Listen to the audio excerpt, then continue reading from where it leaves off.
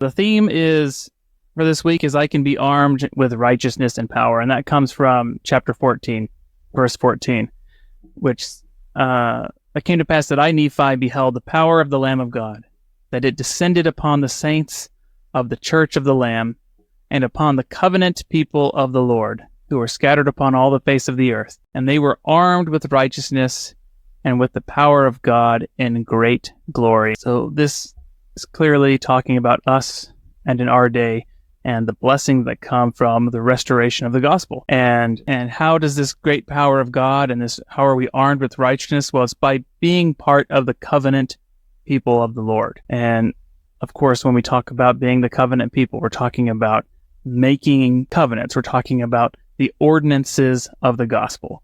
We're talking about baptism and confirmation. We're talking about the temple, right? The fullness of the Holy Ghost being available through the restoration, through the temple of God that has been restored on the earth. And it's through those covenants and through those ordinances that we really can be armed with the power of God.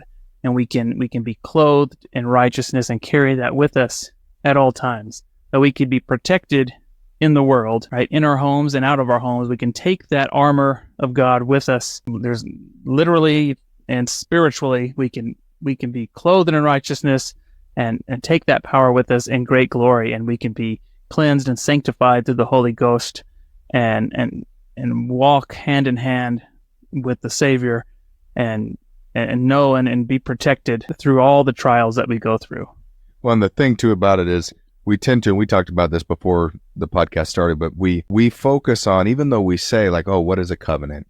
Oh, it's a simple term, two-way promise, between us and God. But I think most people internally, we just sit back and focus on, okay, what's my part of the covenant, right? We focus on like, what do I need to be doing? How do I keep those covenants I have made with the Lord?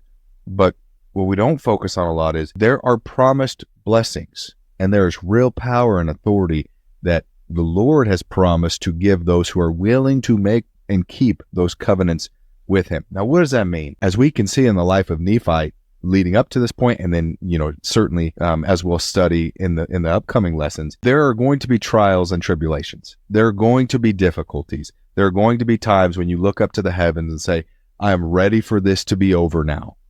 As Nephi clearly went through, and so many countless others have gone through. That is part of this existence. That's not a defect.